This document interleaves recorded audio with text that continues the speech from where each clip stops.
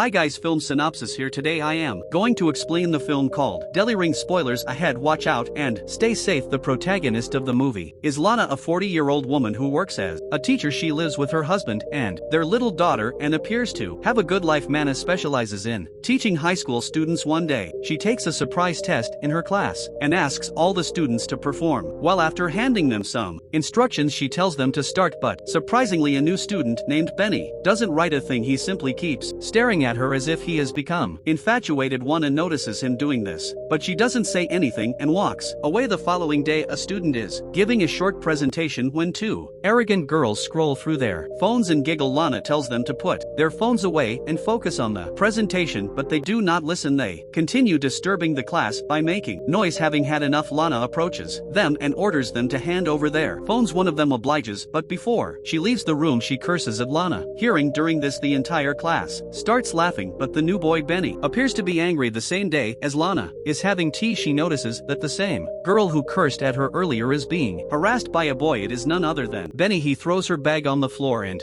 even checks her bicycle away. It is evident that he is punishing her for making fun of their teacher. Lana is perplexed as to why the new guy would do something like this, hence to find answers she calls Benny to an isolated room for a private conversation, but the moment he enters, the atmosphere between the two becomes pretty awkward. To break the ice, Lana inquires if he is enjoying his new school. Then he does not reply to the question and instead he asks what she wants from him. Lana tries to explain that she is simply concerned about his studies. She also tells him that she didn't like how he was mistreating his classmate. As Lana continues explaining, she accidentally touches Benny's knee.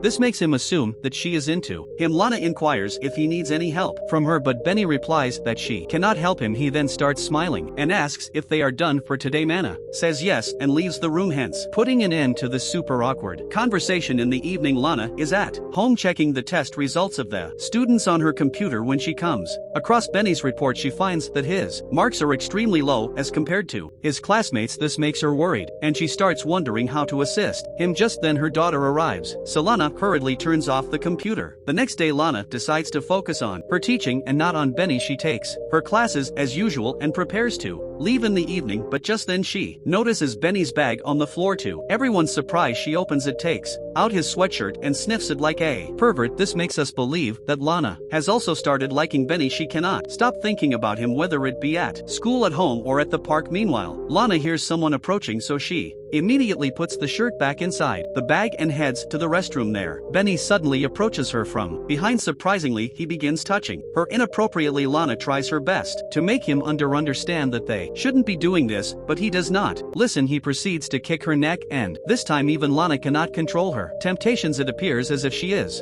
going to give in, but right then she remembers her family and holds back. She then tells Benny that this should never happen again. She also warns him that she can expel him if he tries touching her. As Lana walks away, Benny asserts that even she wants him. In response, she says that she cannot have feelings for her students because they are all minors. However, deep down she knows that she has fallen for him. Even at night, she cannot stop thinking about the bathroom incident. It appears as if Benny has hypnotized her completely. The following day at school, Lana tries to stay focused on her work. She assigns all the students with some classwork, but as expected, Benny is uninterested. He simply keeps on staring at her. Lana tries to signal him to focus on his work, but Benny does not oblige. After the class is over, he approaches and makes a proposition. He says that they can go on a date and sort out their feelings for one another. However, Lana firmly says no. She then explains that whatever happened between them was a mistake and that it is never going to happen again. Saying this, she walks away. In the evening, Lana arrives at the parking lot only to find that her car has been completely vandalized. The door has been scratched while the mirrors have been shattered. Lana looks around but doesn't see anyone. This is when she realizes that it is Benny's doing. The same evening at home, Lana's husband approaches her while she is working in the garden and inquires about what happened to her car. Lana makes up a lie, saying that she drove too close to a lamppost. Suspicious, her husband questions whether a lamppost could cause such a scratch, but Lana asserts that it did. In reality, she lacks the courage to reveal the truth to her husband. This is because she does not want to lose her small and happy family. The following day in class, Lana gives yet another assignment to her student. This time they will have to write a cover letter stating why they are qualified enough for a job. Lana then asks if anyone has any questions, and Benny raises his hand. He asks if it is necessary to go to any extent just just to get a job, implying the double meaning of the joke. Hearing this, the entire class bursts out in laughter. Making Lana angry, she orders Benny to report himself to the principal's office, but he again asks if she enjoys going beyond the limit for the sake of the job. Infuriated, Lana picks up his bag and throws it outside. She then shouts at him to get out of the classroom. Sadly, the other students take Benny's side and start cheering for him. One of them even throws a duster at the board, which almost hits Lana, so she simply walks out of the classroom. One day at home, Lana is reading a book for her daughter when the telephone suddenly rings. Lana picks it up, but no one speaks from the other end. This goes on for a while and Lana finally realizes that it's Benny. Hence, she unplugs the phone and continues reading the book for her daughter. Shortly after, Lana arrives at school, but when she sees Benny, she hesitates to enter, so she pretends to be sick and takes the day off. Even the next day, she doesn't go to school. Instead, she pulls over at her riverside and enjoys an apple. After a while, she decides to visit a museum to clear her mind. Lana is having a good time there when suddenly she sees Benny. It appears as if he has followed her here. Panicked, Lana attempts to run away from the place but ends up getting stuck inside the elevator with him, now with the woman of his dreams right in front of her. Then he starts touching and caressingly Lana gently. He does it so well that she cannot control her emotions and attempts to kiss him. However, every time she lunges at him, Benny holds back. He seems to be playing a game which Lana cannot seem to comprehend. The next day, Lana finally goes to school. However, instead of going to the class as usual, she sneaks inside the staff room and steals the upcoming examinations paper. Then she places it inside Benny's coat. Her plan is to expel him from the school by framing him later. During the lunch hour, all the students are having their meal in the cafeteria, while Lana is sipping tea with other teachers. As per her plan, Benny is detained by security and expelled from school for stealing exam papers. Lana is over the moon, realizing that Benny is not going to trouble her anymore.